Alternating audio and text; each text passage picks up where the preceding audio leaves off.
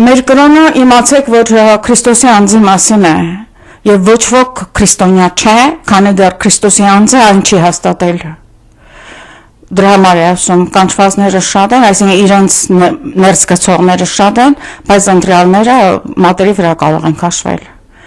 Եվ ինչ է նշանակում կուսակրոնություն։ Հիմա լսում եմ, որ այս նիկոլական հոգևորականները ասում են, որ կուսակրոնության ուխտը անհնար է պահել եւ այն պետք է վերացնել։ Նույն ձևով կարող եք ասել աղքատության ուխտն է անհնար, նույն ձևով կարող եք ասել միակնության ուխտն է անհնար, պետք է բազմակնության անցնենք։ Սա մի փաստորեն դժողքի բերան է, որ դուք բացում եք մեր ժողովրդի համար։ Հիմա նույնս եմ ասում, Քրիստոսի անձը հաստատում է, դուք քրիստոնյա եք, թե ոչ։ Եթե քրիստոնյա եք, ձեզ տրվում է Սուրբ Հոգի հասկանալու գրությունը։ Քանի դեռ չունեք այդ Սուրբ Հոգին, շնորհքով, կոչվում է շնորհք, դուք չեք կարող հասկանալ ոչ Ավետարանը, ոչ Քրիստոսի անձը, ոչ երրորդությունը, ոչ մի բան։ Այո, մեր ժառանգությունը եւ Սուրբ Քահանաները մեզ ուղղում են, բայց ուղղելը մեկ բան է, կոնտրոլ անելը մի ուրիշ։ Սեկտաներն են կոնտրոլ անում մարդկանց ուղեղը։ Մենք ազատ ենք հասկանալու ճշմարտությունը եւ միշտ այն անալիզ անելու եւ ընդունելու մեր բանականությամբ, այն ինչ ճիշտ է։ Իսկ քրիստոնեական կրոնի մեջ ամեն ինչ 100% աստվածային հայտնություն է, մարդուց կախված չէ։ Հիմա ինչու է այդքան կարևոր դարերի վեր կուսակրոնությունը եւ առաքյալներ եւ ստում են մեր բոլոր սրբերը եղել են կուսակրոն, եթե ամուսնացած են եղել, դա եղել է միջև ուխտը։ Եվ դա էլ ստում են։ Ամբողջ հայ հասարակության ով ունի միկրոֆոն ձեռքին, բոլորը ստում են, զգուշացեք։ Բոլոր սատանայի ծառաներ են։ Ես չգիտեմ, որ կողմն են իրենք նայում, կամ մոլորված են, կամ գիտակցաբար են դա անում, բայց ահա հոգևոր խորհուրդները հասկանալու համար բացարձակ անհրաժեշտ է կուսակրոնություն, ինչ է, դա ձևական բան չէ, դու վերացնում ես քո մարմնի կրքերը, եւ միջև չվերացնես քո մարմնի կրքերը, հոգևորականության մեջ դու հոգևոր կյանքով, այսինքն թե չես կարող ապրել, բացարձակապես դու կմնաս մարմնական եւ Քրիստոս ինքը հոգևոր է եւ իր գրությունը եւ իր հայտնությունները եւ ավետարանը եւ աստվածությունը ամբողջը հոգևոր է։ Եթե դու հոգևոր չես, մարմնական ես, դու չես կարող հասկանալ դա։ Եվ արդյունքը տեսնում ենք, տրնդեզ եք անում, ուրախանում, խելագարի նման եւ այդ ուրախությունը դժոխային ուրախություն է։ Դա չի հիմնված սրբության, ամբողջման հետ, Քրիստոսի անձի հետ։ Ամեն մի ուրախություն, որը գալիս է դատարկությունից, ձեզ պիտի դատարկի հոգով եւ դուք պիտի մեռնեք սարսափելի մահով, սարսափելի հիվանդություններով, որովհետեւ ծախսել եք ձեր մարմինը եւ ձեր հոգին, ծախսել եք իզուր։ Հիմա ինչու չի ստացվում կուսակրոնությունը այսօր հայոց մեջ։ Նախ ասեմ, որ ժամանակները փոխվել են եւ տղամարդու համար կուսակրոն լինելը շատ մեծ պատասխանատվություն է, այսինքն թե նա պետք է անգամ մեր թևեր չտեսնի կնոջ եւ դա ես շփվում եմ ինչպես գիտեք այստեղ սուրբ տղաների հետ եւ նրանք այդպես են անում եթե անգամ մի կին մի աղջիկ առանց մտածելու անփթորեն ավելի բաց շոր է հագել կտեսնես որ հավատացյալները գնում են մի կերպ ծածկելու այդ աղջկան որ տղաների սուրբ քահանաների աչքին չերևա իսկ մտնում ես որ եկեղեցի բոլոր տկլոր նստած են իհարկե քահանան չի կարող ինստինկտիվ մղումով նայում է եւ ահա ստացվում է այնպես որ կուսակրոնություն դառնում է անհնարին ուրեմն կա դրես կոդ եկեղեցում հագնվելու կոդ որ ոչ ոք չի կարող խախտել կանանք չեն կարող ծնկից վերև հագնվել կամ բաց ուսեր կամ բաց թևեր ունենալ եկեղեցում եւ գլուխները դրա համար ծածկում են որովհետեւ հիմնականում մազերի գեղեցկությունը շատ գրավիչ է այդ ամենը արվում է քահանայի կուսակրոնությունը եւ գայթակղությունից զուրկ պահելու համար այս կանոնները եւ եթե դա չեք հասկանում չեք մտնում եկեղեցի դուք իմացեք եթե գայթակղեք մի քահանայի կամ մի կրոնավորի դուք գնում եք դժոխք կանանց մասին է խոսքս հիմա Ինչու՞ չի ստացվում կուսակրոնությունը այս դարում ձեզ մոտ, ուրիշների մոտ ստացվում է, կարող եմ ասել, անգամ բուդդիստների մոտ է ստացվում։ Բայց նայում որ դուք ուղղափառ չեք, ուղղափառ դավանաբանության վրա չեք հիմնված։ Հիմա ես կպատմեմ ձեզ իմ օրինակից, ես 27 տարեկանից կուսակրոն եմ, ինձ չի հետաքրում իմ տեսքը, կամ իմ տարիքը, մեծ եմ, թե փոքր եմ, գայթակղող եմ, կանացի եմ, թե կանացի չեմ, ես թքած ունեմ դրա վրա։ Դուք իմացեք եւ այստեղ չգաք ապուշտություններ խոսել։ Դուք իմացեք ում հետ եք խոսում, ինչ եք խոսում։ Ես այստեղ խոսում եմ ընդհանուր մի 10-15 սրբերի հետ։ Մնացածները ինձ հետաքրքիր չեն։ Ինձ պետք չէ ձեր կալիկները, եւ ինձ պետք չեն ձեր ապուշտությունները, երբ որ խոսում եք։ Ինձ պետք է մարդիկ որ հասկանան, եւ ինձ կարող է միայն հասկանալ սուրբ մարդը եւ հոգեվոր մարդը։ Ես անցել եմ դարձի 32 տարեկանից, մակրտվել եմ 33-ում։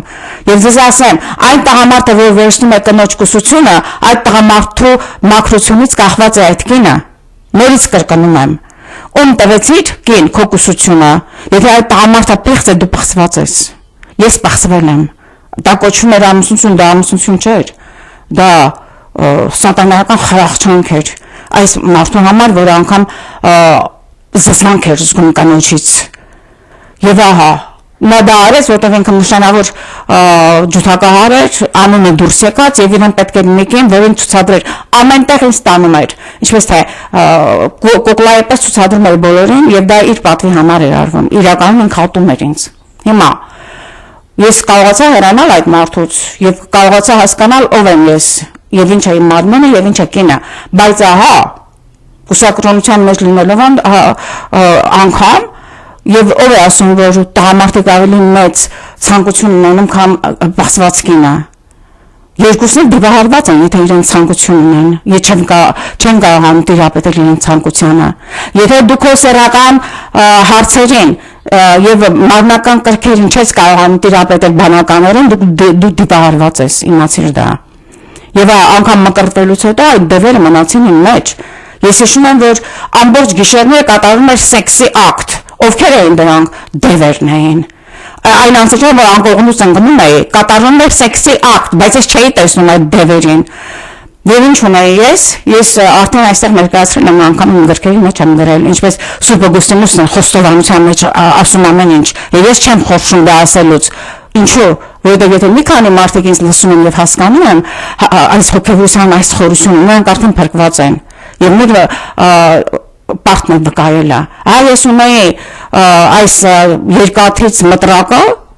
երկաթի լարերից, որ գիշերվա կեսին անգամ վեր էի կենում եւ այնքան էի ծեծում իմ մարմինը, որ ես կապույտ այդ գծերը, կարմրած այդ գծերը արյունը գցող ինքս տեսնում եմ եւ չգիտեի անգամ ինչպես ես ազատվեմ իմ մարմնից։ Եվ ահա մի անգամ երբ որ ես խիստ ուժեղ լարերով շատ տենդ կերպով ինձ կապեցի եւ քնած էի, ես լսեցի Աստծո ձայն, որ դա չանես։ Հասկացա, որ Աստծուն հաճելի չէ այդ ձևը, բայց ինչ անեմ ուրեմն։ Եվ ահա եւ մոտ 40 տարեկան էի, երբ որ ես խորացա կաթոլիկ արանդական, այսինքն թե կանոնական հավատքի մեջ, ոչ այս մոդեռնիստների եւ մանրամդ Սուրբ Բեռնադետի միջոցով հայտնված նոր կանոնը անարատ հղության ես հասկացա եւ իմացա նաեւ այդ պատգամը որ Աստվածամայրը տալիս է որ սեքսուալ դևերի դեմ կարող եք դուք միայն կռվել երբ որ դուք վերաբերեք ձեզ կարող եք ազատվել այդ դևերից, երբ որ դուք ձեզ նվիրաբերեք իմ անարատ հղությանը, այդպես է ասում Աստվածամայրը։ Եվ այն ժամանակ ես աղոթում էի Վարդարան, առաջին օրվանից, ասեմ, որ իմ կնքող քահանան Տեր Հարությունը Սուրբ Գայանեի, ինքը կաթոլիկ արմատներ ուներ, եւ առաջին իսկ օրվանից ինքն սովորեցրեց Վարդարան աղոթել։ Եվ ես աղոթում էի Վարդարանը, մինչ աղոթք ես ասում էի, ով Աստվածամայր, ես քեզ քո սուրբ անարատ հղությունն եմ նվիրաբերում իմ մարմինը հոգին, խնդրում եմ ինձ վերադարձրու իմ մաքրությունը։ Եվ գիտեք ինչ, կարծեմ մեկ ամիս տևեց այդ այդ իմ աղոթքների, այդ նվիրաբերության ծեսի նմանվող իմ աղոթքների սեսիաները, որից հետո ես կորցրի իմ մարմինը, այն գոյություն չունի, 40 տարեկանից ի վեր ես մարմին չունեմ, ես չեմ զգում այն, ինչպես լույսի շիտ, այդպես է, անգամ ես չունեմ ուտելու ցանկություն, ուզում եք հավատացեք, ուզում եք չէ, իմ աղջիկս է մշտապես տեքստանը, մամ կերար այսօր, մամ պրոտինդ վերցրիր այսօր, մամ քայլեցիր այսօր, ես զգում եմ պարտականություն իր նկատմամբ անելու այդ, թե չէ ինձ չի այդ արժան ոչ ուտելա, բայց փառքաստու է, նորից եմ ասում, իմ մարմինը հրեշտակային մարմին է եւ առանց այս կետին հասնելու ոչ մեկ չի կարող աշխատել Քրիստոսի համար, նորից առանց մարմնի մահացման եւ հոգեվոր վիճակի հասնելու առանց կրքերի ոչ ոք չի կարող աշխատել Քրիստոսի համար, լինի դա աշխարհական, թե լինի հոգևորական, թե լինի քահանա, եւ քահանաները անգամ ամուսնությունից հետո ձեռնադրվել են եւ իրենց կանանց չեն մտածել, դա պայմանավորված բան է եղել մշտապես, բայց ինչու՞ դուք իսկական մեր տրադիցիաներից չեք խոսում։ Չէ, ոսկոզայտից սեքսուալ մանյակ եք դարձել բոլորդ։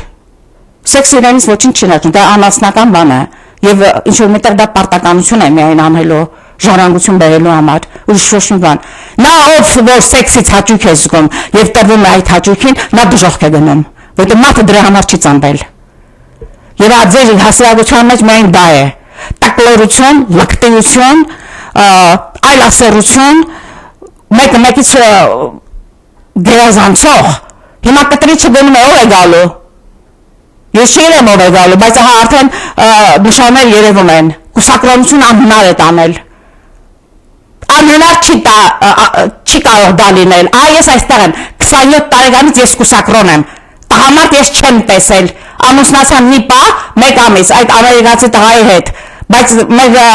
պայմանը դա էր, որպեսզի իմ հղիանալուց հետո մենք սեքս չանենք, բայց ինքը չդիմացավ, թողեց գնաց, ասված իր հետ, հիմա մահացավ եւ կպել էր ինձ սոսնձի նման այն ժամանակ եւ դա պատճառ ուներ, որովհետեւ ես ու իմ դուստրը փրկեցինք իր հոգին դժոխքից։ Հիմա ես հասկանում եմ ինչն էր պատճառը, որ ես չէի կարող ազատվել այդ տղայից։ Սիրահարված էր, ես չգիտեմ ինչ էր, բայց ահա ամեն ինչով այդ տղան մոտ 1 տարի ամեն մի քայլափոխից հետևում էր եւ անհնար էր մեր բաժանությունը։ Կաթոլիկ տղա է, շատ խղճացի, սերը ինձ համար ինչ է, մարդու նկատմամբ գտածրտ լինել, ուրիշ ոչ մի բան։ Եվ ահա, բայց հիմա ես հասկանում, որ դրա մեջ մեծ խորհուրդ կար, որտեղ ինքը ընդհանրապես սեքսից հեռու մարդ էր, ամերիկացի լինելով, եւ իր գեները գալիս են իսպանական սրբերից, ինկվիզիտորներից, եւ իր աղջիկը սրբովի է։ Եվ ահա մենք իր աղջկա հետ փրկեցինք իր հոգին, որտեղ նա անկավ փող ունենալուց հետո։ Հիմա ինչ եմ ես ուզում ասել։ Գիտեք ինչ, երբ որ դու բացում ես քո միտքը եւ հոգին, եւ մարմինը տալիս ես այս մարմնական հաճույքներին, դրա վերջը դժոխքն է։ Դա ներքև սլացող ձնագնդիկ է, գնալով մեծանում է եւ դուք մեջքի ցավ ունեք, քաղցկեղ ունեք, այս ունեք, այն, բայց ինչի՞ ես չունեմ ոչ մի բան։ Որովհետև սրբության մեջ ապրող մարդը մեռնում է բնական մահով։ Նա իր մարմինը չի շահագործել, իմ մարմին ինձ ասելիք չունի։ Աստված է վերցնելու իմ կյանքը, երբ որ ժամանակը գա։ Ես շնորհակալ եմ դրա համար Աստծուն, որովհետև ես այնքան գործ ունեմ անելու։ 50-ից ավել գրքեր եմ տպագրել ես։ Ոչ մեկ այդ մասին հիմա չի խոսում, ինձ պետք չի մանում մի տրեք անգամ, բայց ներկայացրեք։ Մանդակոնի ներկայացրեք, որ ես թարգմանել եմ, շնորհալի ներկայացրեք, լուսավորիչ ներկայացրեք, ես ինչու արտասահմանում, որ բոլոր ջերմաներ ունեն այդ գրքերը, չեն խոսում այդ մասին, ինչու, գիտեք, որովհետև իրենք հասկանում են, որ սա մի բան է, որը գալիս է ասելու, որ հայոց եկեղեցին ավանդական սրբեր ավելի մեծ են, այն ժամանակ անգամ երբ կաթոլիկ եկեղեցի գոյություն չի ունեցել, շատ դժվար է իրենց համար դա, շատ դժվար, ես ձեզ ասեմ, անգամ այդ սրբերի համար դժվար է, թեպետ իրենք ինձ խոստովանում են, բայց քաղաքական հարցեր կան այստեղ, Բայց իմացեք, որ ձեր ժառանգությունը հիմքն է, բայց ամենը չէ, որտեղ Աստված ալֆա եւ օմեգա է, այից միջև վերջին տառը, մի անգամից չի տրվել մեզ, եւ ամենաթ հեղուության դոգման եւ տեսակետները, որ գրված են մեր մեծացուցիչ աղոթների մեջ, ահա միայն 19-րդ դարում հայտարարվեց որպես դոգմա, եւ նա որ դա ընդունում է, նա սրբանում է։ Դա է պատճառը, ինչով դուք մնում պիղծ։ Եվ եթե այստեղ ինձ լսող կա եւ հասկացող կա, միայն եթե դուք հասկանում եք, արդեն դա 90%-ն է գործի, մնացածը արդեն Աստված ձեզ կամք կտա իրագործելու եւ սրբելու։ Ամեն։